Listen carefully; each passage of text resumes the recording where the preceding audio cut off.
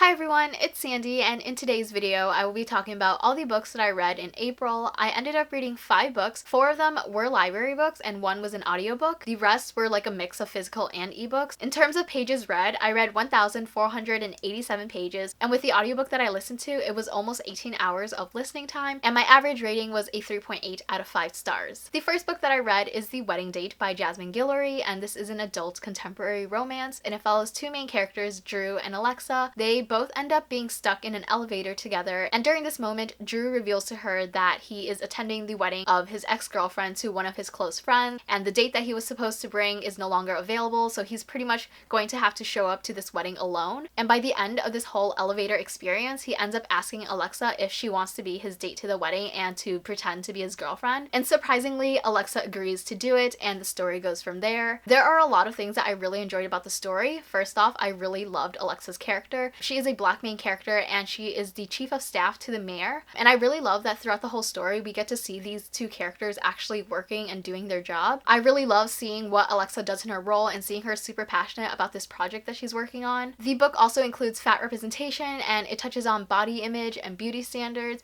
and I really like seeing those moments where Alexa is super confident with her body, but there's also times where she can be pretty insecure and vulnerable, and I really love that the author portrayed both sides of that. One of the things that I didn't really love about the story is Drew's character. He is a pediatric surgeon, and one of his close friends is also a doctor. His name is Carlos, and every single time Carlos is just trying to do his best to help Drew, and Drew just continually acts like such an asshole to Carlos, and I'm just like, yo dude, Carlos is just trying to help you and you're being super shitty to him. I do like that Drew does recognize his shitty behavior towards Carlos and he apologizes for it, but the fact that Drew was acting like such a jerk every single time Carlos would show up just made me feel some type of way towards Drew's character and made me not like him as much as I wanted to. The whole fake dating trope pretty much just played out within the whole wedding part of the story. So after the wedding ended, Drew and Alexa didn't have to pretend to be dating each other anymore, and that makes complete sense, but I felt like I kind of lost interest in them as a couple. They live in the same state, but they live in different cities, so every weekend one of them would fly out to see the other person, and I just felt like the whole story was very repetitive with them flying out to see one another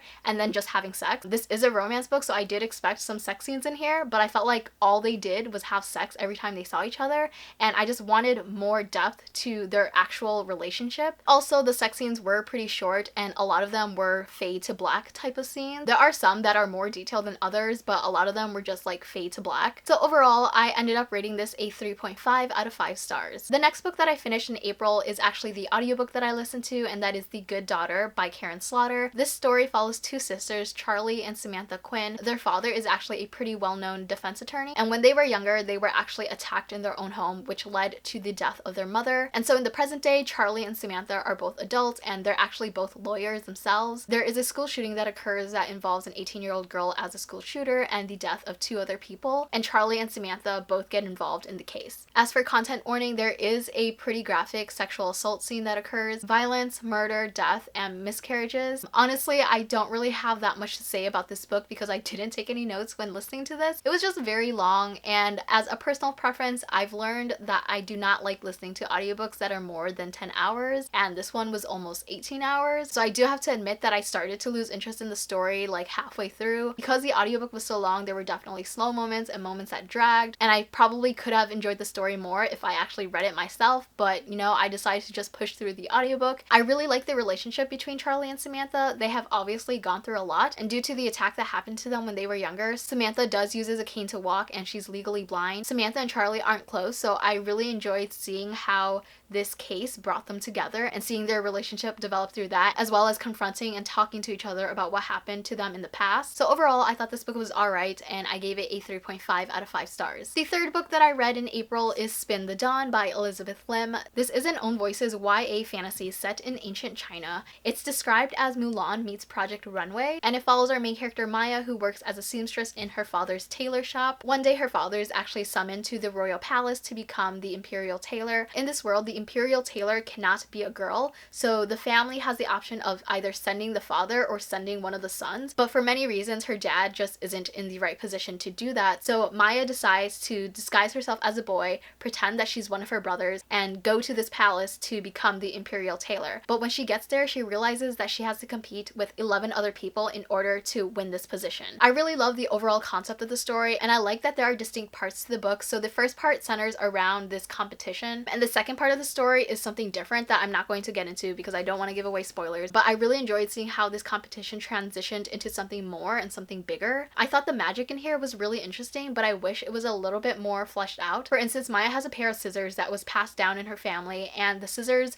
has magical capabilities, and I wish that was a little bit more explained. I'm sure we'll learn more about it in the next book, but I wish we got more details in this book. There is a romance in here, and it's one of those romances where the love interest is actually much older than what he appears, so it's kind of like a vampire type of situation. His name is Edon, and he is the court's enchanter, so he serves the emperor, and he's actually pretty old, but he looks pretty young, and obviously there's a romance that develops between him and Maya. I do think the romance is cute, but at the same time, knowing that Edon is actually a lot older than what he appears kind of makes me feel a little bit uncomfortable. But overall, I think that they were really cute, and I really enjoyed seeing them spend more time together and work with one another in the second half of the book. I ended up rating this a 4 out of 5 stars. I would definitely recommend checking this out, and I know that the second book is coming out pretty soon, so I can't wait to pick that up. The next book that I finished is The Tyrant's Tomb by Riordan, and this is the 4th book in the Trials of Apollo series. If you're not familiar with the Trials of Apollo series, the first book is called The Hidden Oracle, and it centers around this god named Apollo who was punished by Zeus and is casted to live on Earth as a mortal named Lester Papadopoulos. The past 3 books I've listened to as an audiobook, but this book was actually available as an ebook from the library, so I decided to just go ahead and check it out. I'm really glad that I did because I just freaking love Apollo, and I really enjoy and have so much fun reading this entire series. I absolutely love the diversity throughout the series. It's diverse in terms of ethnicity and sexuality, neurodiversity. I think the author does an amazing job with all these different types of representation. Apollo himself is actually bisexual. If you were to ask me to name a book or series that literally makes me laugh out loud, I would honestly say the Trials of Apollo series because it's that funny. And I think the whole series in general has a great balance of all those funny moments, but also all these action-packed and intense scenes. And I just love all the different relationships in here. I love the journey that Apollo has gone through. When Apollo was a god, he was pretty arrogant, narcissistic, and selfish, but seeing him live as a mortal and going on these different quests, interacting with these different demigods, realizing all of the mistakes he's made in the past, learning from those mistakes, and genuinely trying to be a better person, beautiful. I think Apollo's character is just so well developed, and I love seeing his relationship with Meg. She's like a 12 or 13-year-old demigod, and she is technically Apollo's master, and I just love reading about their whole banter throughout the series. There was a scene in the book where Apollo talked about how much he cared for Meg as a younger sibling, and that just hit me in the fucking feels. And obviously I love that we get to see characters from the Heroes of Olympus, though I do think I should probably reread the Heroes of Olympus because there's a lot of backstory to some of those characters that I like completely forgotten. Obviously I recognize the name of the characters who do show up,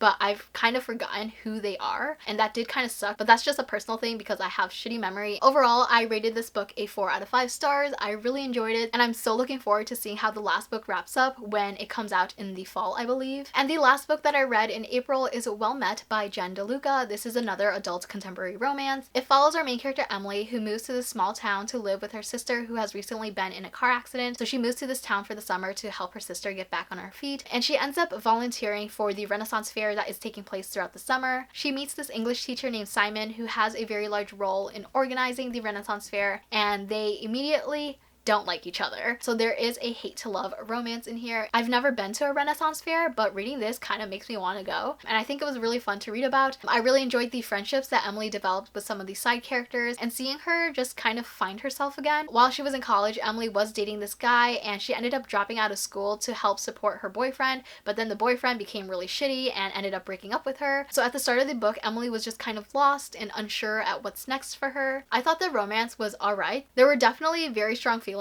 of dislike that Emily and Simon had for one another at the start of the story. Every now and then they would have these subtle moments where they don't hate each other, but then all of a sudden they would hate each other again. So I felt like there wasn't much of a transition that went from hating each other to loving each other. I just felt like it kind of happened pretty suddenly. Overall, I did enjoy reading this book. Even though I had some issues with the romance, I still thought it was pretty cute, and I would give it a 4 out of 5 stars. So those are all of the books that I read in April. If you've read any of them, please let me know your thoughts in the comments below. Thank you so much for watching this video. I hope you enjoyed it, and I will see you next time. Bye!